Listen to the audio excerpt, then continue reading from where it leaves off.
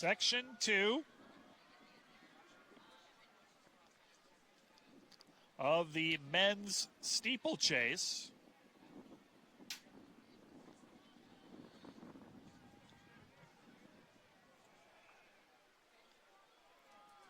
Section 2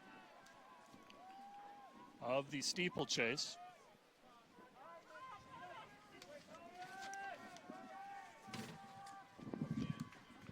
Got it. I caught it. And while our steeplechase is underway, got enough room there? Huh? Good? Yeah. Okay. And another special guest, it is our third interview and special guest of the championship. And help me out, Fink or Finky? Finky. Finky. And it is Renee Finky from Central Methodist. She is the leader through 4 events. How does that sound? Sounds fantastic. I feel great after day 1. What was the hardest event of the day? Obviously, it was the 200. The last event is always the hardest, for sure. How sore are you after a day like this? Are you pretty sore? Oh my gosh, it takes Really? a day or 2, and then I'm really sore. But I feel pretty all right now. 100-meter hurdles, high jump, shot put, and then that 200-meter dash. One of those 4, what's your favorite of those 4 today? High jump. 1.73 meters. How does that rank in terms of your overall? Pretty good? Pretty Yes. good day for the high jump? You're smiling ear to ear. My PR for the high jump is 176. And I almost had that today, actually. So I was pretty happy with that outcome. How did you ever get started doing multis? What's the story there? You see, I believe my mom thought I would do the multis, and so she threw me in shot put in high school. And, you know, I kind of just figured I'd be a multi because of how athletic I am and because of how many events I was always being thrown in. And then I got to talk with Coach Kinney, and he was recruiting me, and he was like, yeah, like, you'll be a multi here. And I was like, okay, well, great. That's kind of what I figured anyway. So, yeah, like, I kind of already figured that was going to happen. But I never realized, like, that was in the books for me going into high school, that I would be a multi going into college.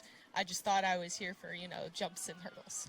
What events did you do in high school? You mentioned shot put. Were there other events? Yeah, so I was mainly a 100 hurdler. I would do 300 hurdles. I did high jump, long jump, triple jump. So a wide variety. Yes, and I was always in the 4x4, so they rotated me around quite a bit. Has there been an event that you had to learn from the start, one that in the multi that you had never done and have had to learn? Or is there one that was really technical and harder to learn for you? Javelin. I did do that in high school maybe twice, but technically you have to be very technically sound, and it took a lot for me to learn that aspect of it. Shot put as well, but I say javelin even more so because javelin's much more difficult. You have to be much more technically sound in order to get that thing to actually fly, so I would definitely say that. Is there a technique to land it properly as well? Throw it up, and hopefully it comes down and sticks. Fair Don't enough. try and throw it down. Fair enough. So today you're in first place. Tomorrow you'll have the long jump, javelin, and 800-meter. Where's your mind at coming into those 3 events? Gotta have big numbers. I'm hoping for PRs in all 3. My long jump's been improving, so hopefully it continues to improve and I pop off with a big number tomorrow. Javelin practices have been going great. Haven't exactly been able to convert that into competition yet. Hopefully I'll see some big numbers tomorrow in that. And as far as 800, been training very well. Hopefully I break a 230 tomorrow. That's the plan. So all of your competitors here, I assume that you remember most of them from here. Is there a camaraderie? Are you guys close? Yeah, I mean, you guys got to go through the ringer. I mean, 7 events. I would think that you got to. Oh, yeah, we do. We definitely uplift each other. We cheer for each other.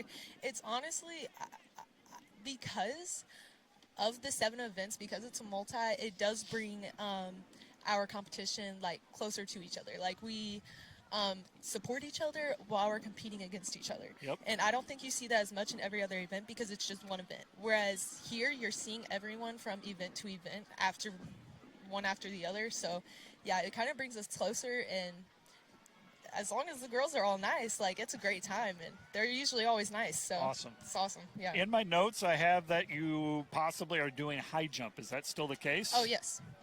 And I have you, my notes say ranked number 2. Yep, that's right. Wow. How did you finish in the indoor season in the high jump? I finished 6th. That was 2 days after I did the pint. Yes. And Runner-up finish there, says my notes. Yeah, that's right. Okay. Good. I was very dead. My legs were jello. I For can't sure. imagine I took why. So many, yeah, I took so many jumps. But I still jumped pretty well considering. Yeah, I jumped 170, which is still a good mark. So, yeah, a lot of the girls just popped off that day. They really hit some PRs one after the other, and it was impressive. So, tough competition. Renee Finke is my special guest from Central Methodist, the day 1 leader in the the heptathlon. What are you studying at Central Methodist? I'm a major in biology, minor in chemistry. I'm a pre-med. I want to go to medical school. Oof. How do you find time for that? Gotta make time. Right? Yeah. I put that first, and then athletics next, and then my hobbies and whatever I want to do is last. But so I have a son who's dabbled in the multi. He did it for a year, but then just found the time commitment. I mean, and he had to learn some of those events. He didn't do them in high school, and they're so technical. You have to devote a lot of practice time to this. How do you do that with your major? I mean, that's brutal. It is, I know. So I have a set practice schedule, and we'll determine what I'm doing for the week, what events I'll be doing on each practice day, and usually I'll just as long as I have enough time, I'll get through everything I need to, but sometimes classes cut into that. So we do have to change practices around sometimes. It's hard, but make it work.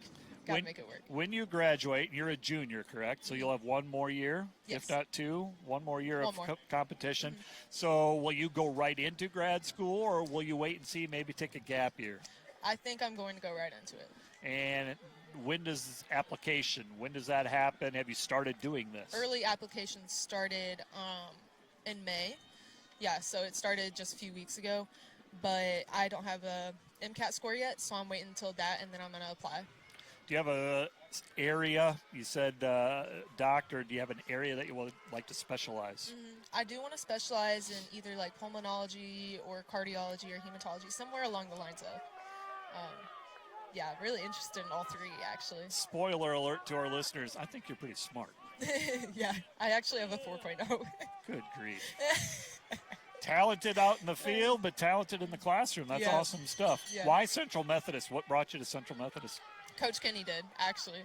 I never knew Central Methodist until he reached out to me, and I took a visit, campus visit, and it was really nice facility. The place is very, very small, but it's like a family community. Everyone there knows everyone. It's great. It's a great environment to be in, and I was like, I think this is a good place to be. Like, it reminded me of home in a sense.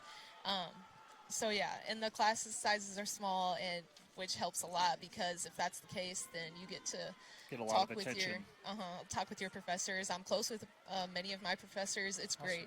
Yeah, I love it. Renee, thanks for stopping by. We'll let you go. You got some resting to do. Yeah. 3 more events tomorrow, but best of luck in that and also the high jump later. Thank you. That was Renee Finke, ladies and gentlemen, from Central Methodist, your day 1 leader in the heptathlon. 3 more events for Renee. As the steeplechase, this section winds down. It is Doan with the win. Thomas Oliver with the lead early in this second section. Thomas Oliver, time of 9:04. Braden Verneau of Indiana Wesleyan. Robin Aguilar Gonzalez was 3rd. Ayanu Devaney was 4th, followed by John Perez Dunn of Southeastern. Thaniel Schroeder was 6th. Top 3, Oliver Verneau and Aguilar Gonzalez are your 3 auto qualifiers. After that, it's kind of a wait and see.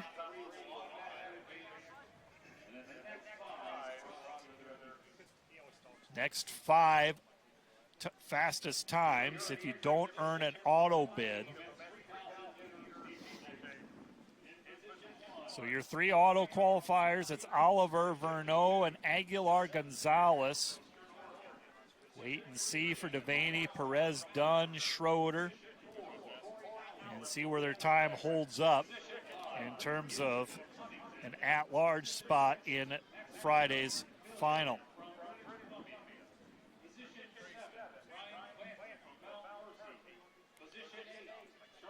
We will head into the third and final section of the steeplechase.